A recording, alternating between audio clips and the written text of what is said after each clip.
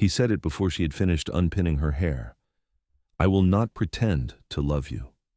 Grace Darrow, Grace Prescott now, as of 11 o'clock that morning, Duchess of Harrogate, as of the moment the register was signed and the ink dried and the chapel doors opened onto a future neither of them had chosen, stood at the dressing table in the bedchamber that was now hers and looked at her husband's reflection in the mirror.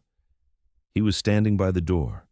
He had removed his coat but not his waistcoat, and he held himself with the rigid composure of a man delivering a speech he had rehearsed, shoulders set, chin level, hands clasped behind his back, in the posture she would later learn he adopted in the House of Lords when he was about to say something he believed to be necessary and expected to be unpopular. Richard Prescott, 7th Duke of Harrogate, was 33 years old. He had a jaw that looked as though it had been designed for clenching and eyes that were dark and serious and gave nothing away. He was not handsome in the way that London understood handsome. He was too angular, too severe, too much the product of stone houses and northern moors to pass for the kind of man who was admired at balls. He was handsome in the way that a well-built wall is handsome, functional, unyielding, and unlikely to collapse under pressure. He was also, at this moment, being more honest than any man had been with her in her entire life.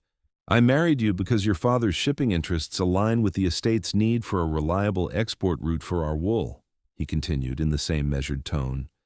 And because my mother, before she died, made me promise I would marry before I turned 35, and I am running out of time.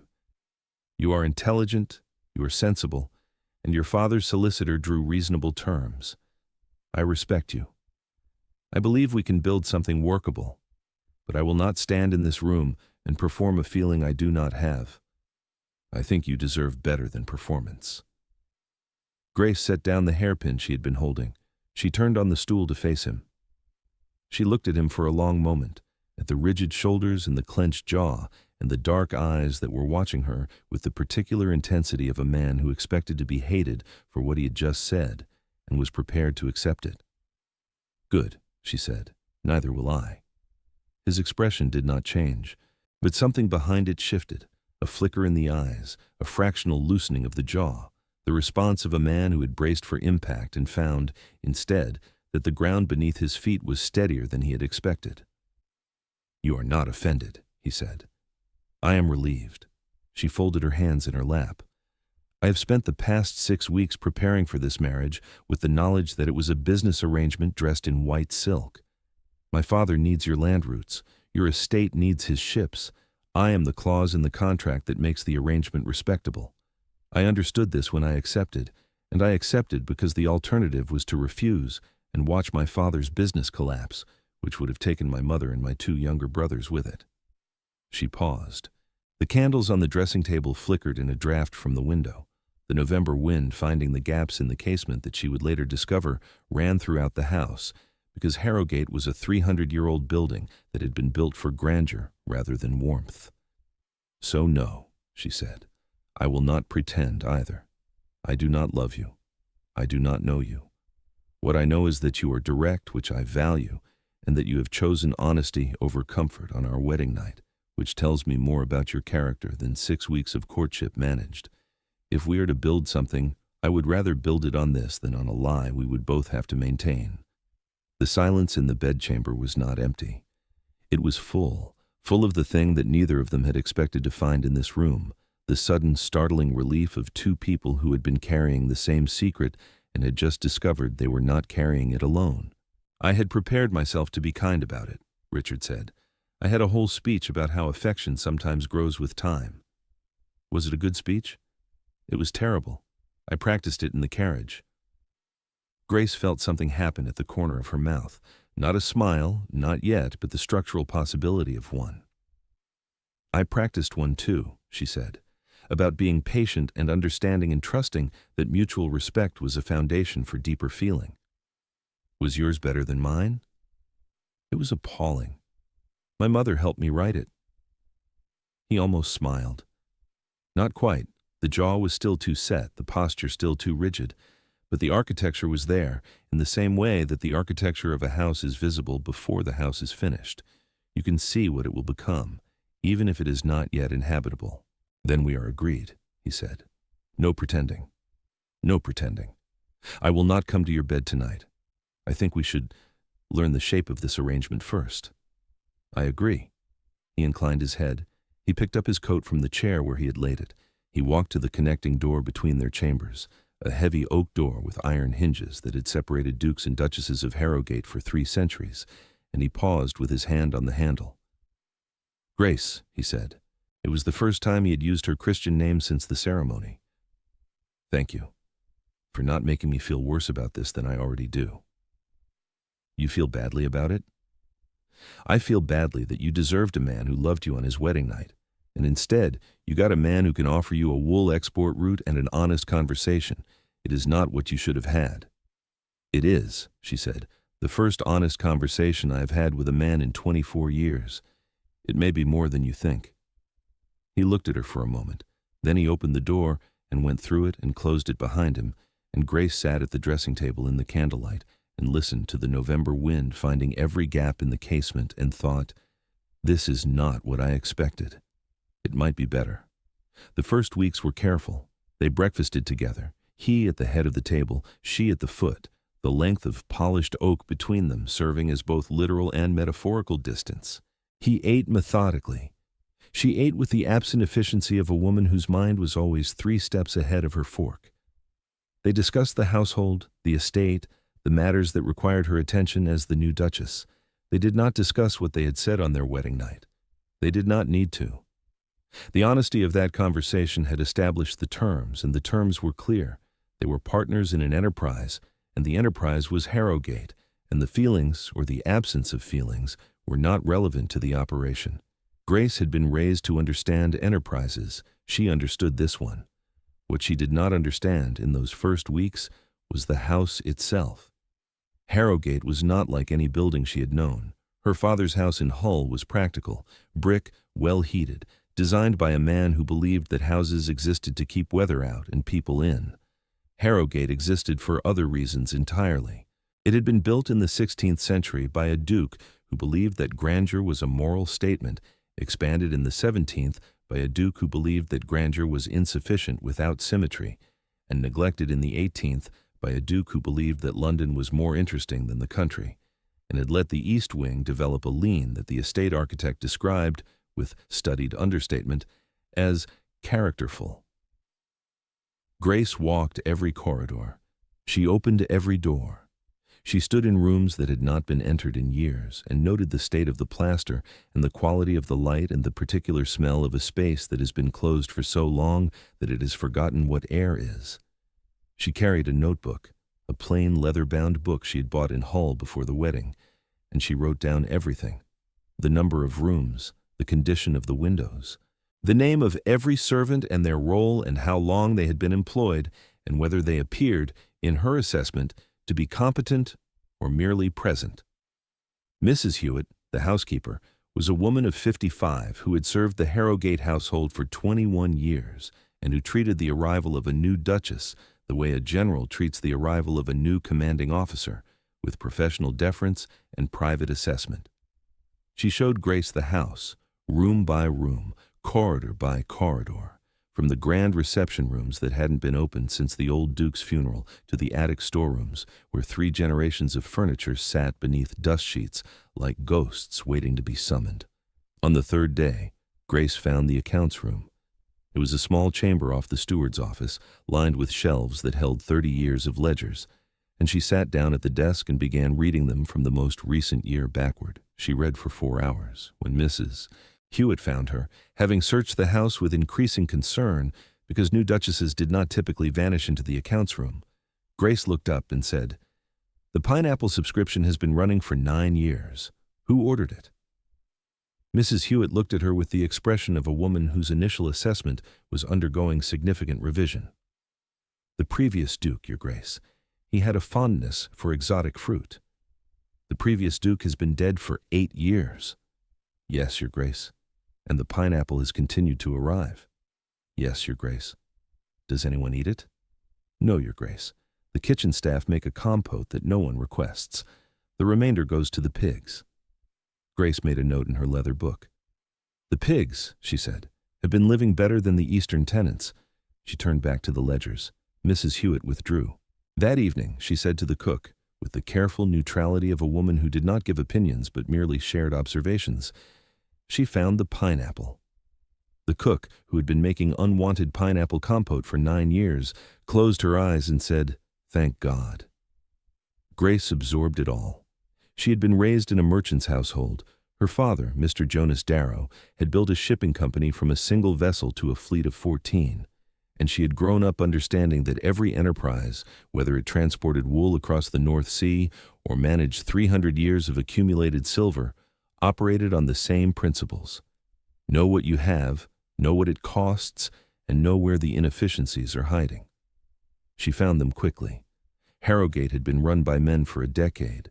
The old Duke had been widowed young and never remarried, and Richard had inherited at 25 and managed the estate with Marsden the steward, and Mrs. Hewitt and a bachelor's indifference to domestic detail. The result was a house that functioned but did not thrive. The linens had not been inventoried in 4 years.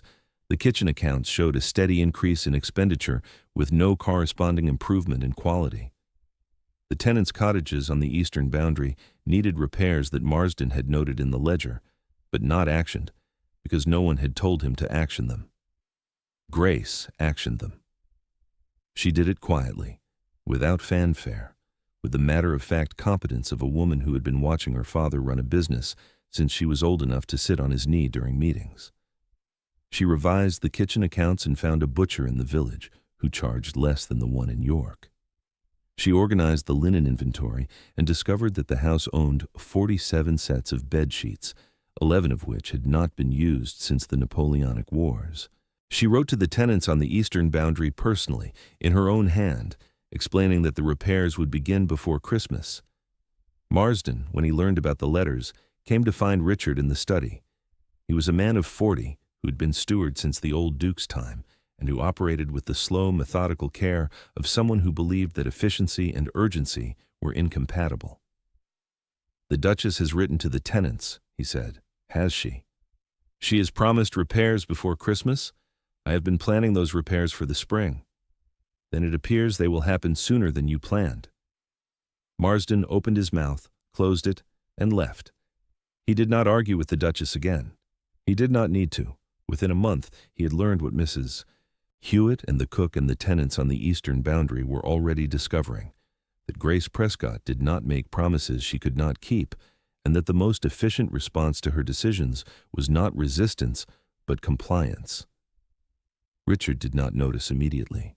He was in London 3 days a week. The House of Lords was in session, and he sat through every debate with the grim determination of a man who believed that governance was a moral obligation. And when he was at Harrogate, he spent his time in the study with Marsden, reviewing estate accounts and correspondence. It was Mrs. Hewitt who told him. "The Duchess has reorganized the kitchen accounts," she said, standing in the study doorway with the expression of a woman delivering news she was not entirely certain would be welcome. "Has she?" "She has reduced the monthly expenditure by £12 without changing the menu." Richard looked up from his correspondence. £12. "She found a butcher in the village, and she cancelled the standing order for hothouse fruit from York, which no one eats in winter and which has been delivered every week for 9 years because no one told them to stop." "I eat hothouse fruit." "You eat an apple from the orchard, Your Grace. You have never, in my observation, touched the hothouse pineapple." Richard sat back in his chair. He had married a woman for her father's ships and received, apparently, someone who could also identify a 9-year surplus of unwanted pineapple. He was not certain what to do with this information. He found her in the morning room that evening, at the desk she had claimed, a small writing table near the window that had previously held a vase of dried flowers and now held a ledger, a pot of ink, and a stack of correspondence arranged in order of urgency. She was writing a letter. Her hair was pinned loosely and she had removed her Spencer jacket, and she wore a plain dove gray wool day dress that was well made but unadorned, the dress of a woman who valued function over display. "Mrs. Hewitt tells me you cancelled the pineapple," he said. "It was costing 8 shillings a week. No one was eating it." "What did you do with the last one?" "I sent it to the vicar's wife. She was delighted. She had never seen a pineapple." Richard leaned against the doorframe. "You sent a pineapple to the vicar's wife?" I did. She has invited us to dinner on Thursday in gratitude. I accepted. I hope that's agreeable. The vicar is a bore. The vicar's wife is not. She knows every tenant family on the eastern boundary by name, which is more than Marsden does, and she has opinions about the drainage on the lower meadow that I think you should hear. Richard looked at her. This woman he had married for her father's ships, sitting at a desk that had held dried flowers 3 weeks ago, sending pineapples to vicars' wives and soliciting drainage opinions from women the estate had never thought to consult, and he felt something he had not anticipated. Not attraction, not yet, not affection. It was too early for that. Something closer to curiosity, the dawning awareness that the person sitting across the room was considerably more interesting than the terms of their arrangement had required her to be. I will come to the vicar's dinner, he said, but I reserve the right to leave if he begins talking about his collection of Roman coins. He will begin talking about his collection of Roman coins. He always does. Mrs. Hewitt warned me. I have prepared 3 questions about Roman drainage systems that should redirect the conversation toward something useful. You prepared questions. I prepare for everything, Your Grace. It is how I was raised. Richard, he said, if we are not pretending, we should not pretend to be formal. My name is Richard, she looked at him. The structural possibility of a smile that had appeared on their wedding night completed itself. Not fully, not the broad open smile that he would later learn was reserved for moments of genuine surprise, but a real one, quiet and precise, the smile of a woman who had been given something she valued, a small, voluntary step toward familiarity. Richard, she said, my name is Grace, but you knew that. I did. I have not used it enough. The vicar's dinner was precisely as tedious as Richard had predicted and precisely as useful as Grace had planned. The vicar talked about Roman coins for 11 minutes before Grace deployed her drainage question, which redirected the conversation to the lower meadow, which led to the vicar's wife, a formidable woman named Mrs. Cartwright who had lived in the parish for 30 years, describing in exact detail which cottages leaked, which roofs needed rethatching, and which tenant families were struggling most as winter approached. Richard listened. He had not, he realized, ever listened to the vicar's wife before. He had attended parish dinners as a duty and endured them as a penance and left as soon as courtesy allowed. Grace had turned the same dinner into an intelligence-gathering exercise, and she had done it with a pineapple and 3 prepared questions. In the carriage home, in the dark, with the November wind rattling the windows, he said, You are very good at this. At what? At making things work, at finding the useful thing inside the tedious thing, he paused, searching for the right word, at seeing what is actually there instead of what is supposed to be there. Grace was quiet for a moment. The carriage rocked over a rut in the road. My father taught me, she said. He built his company from one ship and a borrowed desk. He could not afford to see what was supposed to be there. He had to see what was actually there, and then decide what to do about it. He taught me the same way. He said, Grace, the world will show you what it wants you to see. Your job is to see what it is hiding. He sounds formidable. He is.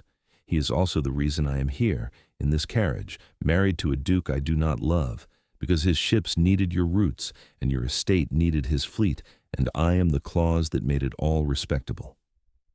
She said this without bitterness. She said it the way she said everything, with the clear-eyed directness that he was beginning to understand was not a choice, but a disposition. But I do not resent it. My father gave me the tools to be useful anywhere. Harrogate is simply the place where I am being useful now. You are more than useful. She turned to look at him in the darkness of the carriage.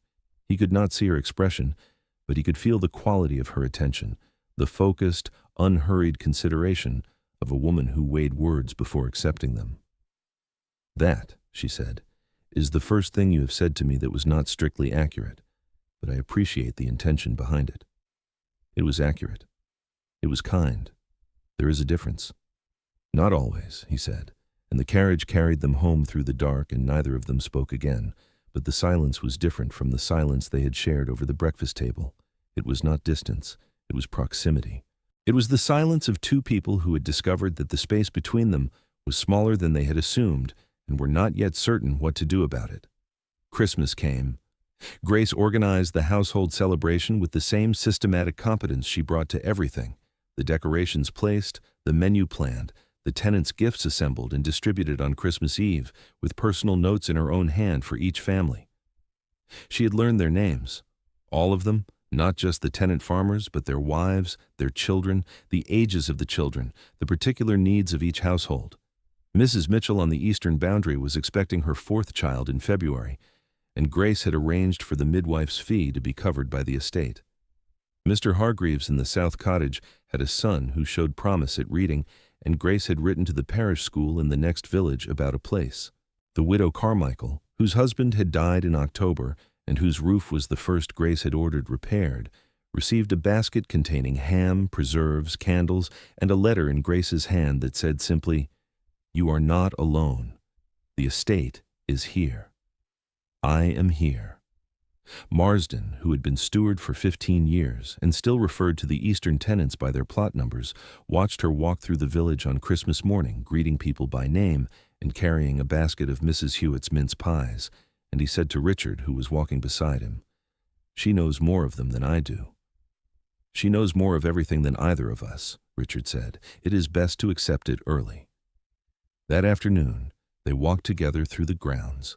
The frost had not yet thawed, and the trees along the drive were skeletal and silver against a pale sky, and the house behind them, gray stone, tall windows, 3 centuries of accumulated grandeur and neglect, looked, for the first time since Richard could remember, like a place that was being inhabited rather than merely occupied. "Your letters to the tenants," he said, "the personal ones, with the notes about their children. What about them?" "My mother did the same thing, before she died. She wrote to every family at Christmas. I found the drafts in her desk after the funeral. I did not continue the practice. I should have." Grace walked beside him in silence for a moment, their boots crunching on the frozen gravel. "You did not continue it, because you did not know how," she said. "There is no shame in that. You kept the estate solvent and the tenants housed and the roof over their heads. You sat in the House of Lords and voted on laws that affected their livelihoods. You did what you knew how to do. I am doing what I know how to do. Between us, the enterprise is covered." "You keep calling it an enterprise. It is an enterprise. Marriage, estate, household, they are all enterprises. The only difference between this and my father's shipping company is that the cargo is people's lives instead of wool, and the returns are measured in something other than money." "What are they measured in?" She looked at him. The frost had reddened her cheeks and her breath made small clouds in the cold air, and she was, he thought, beautiful, not in the way that London understood beauty, but in the way that a well-run enterprise was beautiful, efficient, purposeful, and entirely without waste. "I'm still calculating," she said. On Christmas night, after the household had retired and the candles had burned low and the house was quiet, in the way that old houses are quiet on winter nights, not silent but settling, the stones and timbers adjusting themselves against the cold. Richard knocked on the connecting door. Grace opened it. She was in her nightgown, her hair down, a shawl around her shoulders, and a book in her hand. She looked at him without surprise, as though she had been expecting the knock but had not known which night it would come. "I have been thinking," he said, "about what you said in the carriage, that the first thing I said to you that was not strictly accurate was that you are more than useful." "I remember. You were wrong. It was accurate. I have spent the past 2 months watching you remake this house, not dramatically, not loudly, but completely. You found the pineapple. You found the tenants. You found the vicar's wife. You found the gap in the linens and the gap in the kitchen accounts and the gap in Marsden's knowledge of his own tenants, and you filled every one of them without asking for recognition or gratitude or anything at all." Grace stood in the doorway, holding her book and her shawl, and she looked at him with the expression he had seen on their wedding night, the careful assessment, the weighing of words. But there was something else in it now, something that had not been there before. The first evidence of a woman allowing herself to want something she had told herself she did not need. "I did not fill every gap," she said quietly. "Which one remains?" She looked at him. He looked at her. The connecting door stood open between them, the oak and iron barrier that had separated dukes and duchesses for 3 centuries, and on either side of it stood 2 people who had agreed to build something on honesty and were discovering, with the slow and slightly terrifying clarity of people who have kept their word that honesty had built something neither of them had planned. "This one," she said. He stepped through the door. The winter passed, then the spring. The connecting door remained open, not symbolically, literally. Grace had asked Marsden to remove the bolt, and when Mrs. Hewitt noticed, she said nothing, but she began setting fresh flowers on both sides of the doorframe each morning, which was Mrs. Hewitt's way of expressing approval without using words. Grace wrote to her father every week. The letters were detailed, practical, affectionate. She reported on the estate's accounts, on the shipping routes that were now operational, on the quality of the wool clip and the efficiency of the new export arrangements. She did not tell him that she was happy. She told him that the enterprise was sound. Mr. Darrow, who understood his daughter better than anyone alive, read between the lines and said to his wife, "She is happy. She just doesn't know how to say it yet. She'll figure it out. She figures everything out." Her father visited in March. He arrived in a hired carriage. He would not use the Harrogate coaches on principle because he was a merchant, and merchants did not borrow from aristocrats, even aristocrats who happened to be their sons-in-law. And he walked through the house with the assessing eye of a man who evaluated assets for a living. He inspected the wool stores. He examined the shipping manifests. He walked the eastern boundary with Marsden and pointed out 3 things about the drainage that Marsden had not considered and that Grace had already identified and corrected. At dinner, he sat at Richard's table and drank Richard's wine and looked at his daughter, who was discussing the relative merits of overland versus coastal wool transport with the quiet authority of a woman who had mastered the subject. And he said, "You have done well with her." Richard set down his glass. "I have not done anything with her. She has done it herself." Mr. Darrow looked at him for a long moment. Then he nodded, a single, firm incline of the head, the gesture of a man who has just revised his assessment of an investment from satisfactory to excellent. And he said, "That is the correct answer." After dinner, when Mr. Darrow had retired to the guest room, Grace found Richard in the study. He was reading correspondence from the Lords.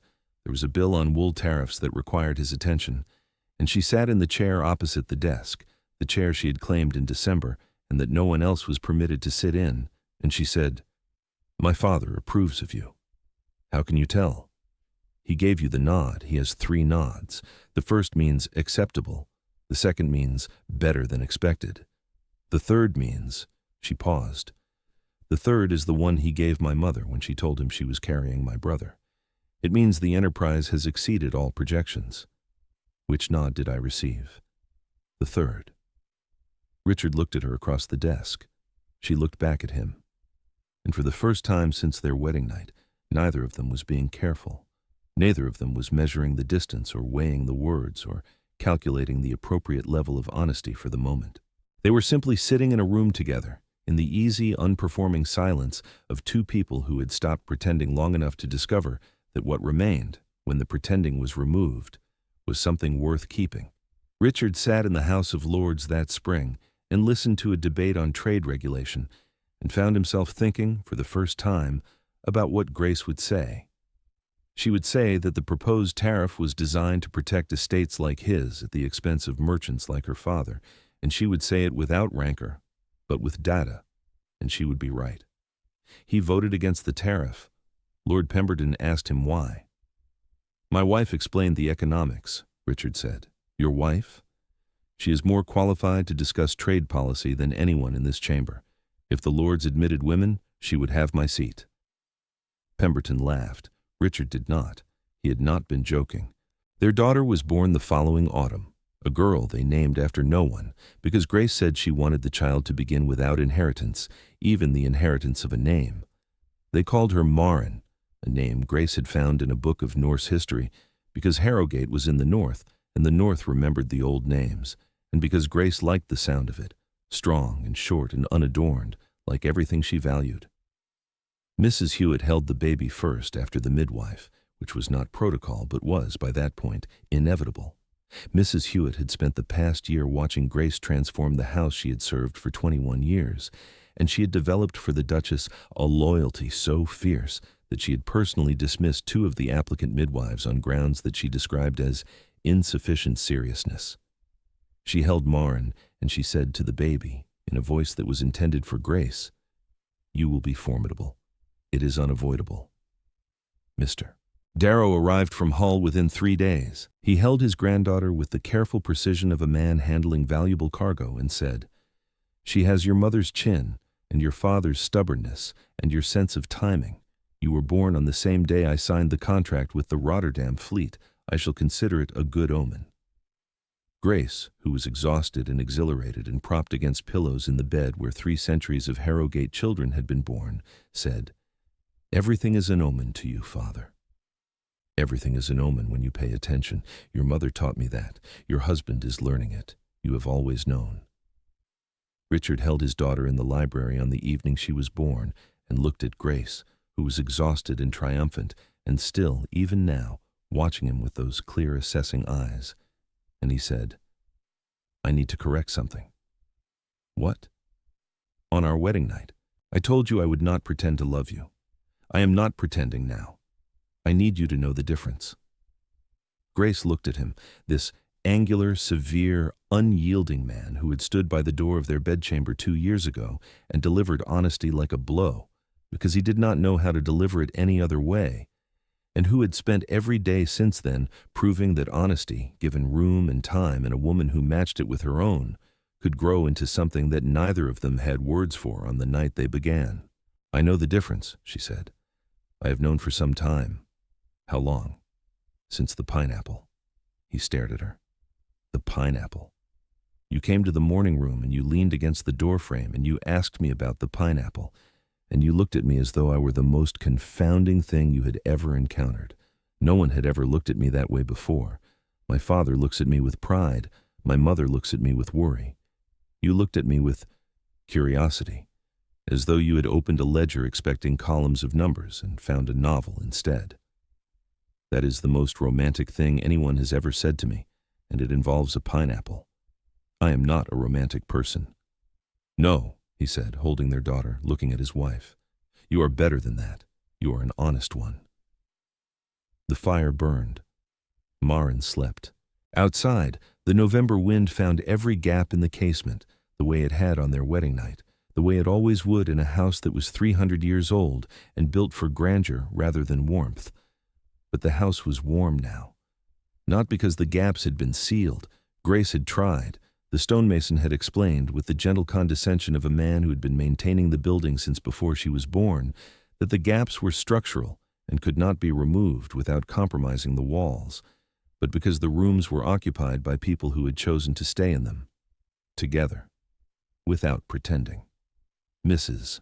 Hewitt, passing the library door on her final round of the evening, heard the Duke laughing and the Duchess saying something about pineapple economics and a baby making the small sounds that babies make when they are held by people who are happy, and she closed the door quietly behind her and went downstairs and told the cook, who was banking the kitchen fire for the night, "The enterprise is sound."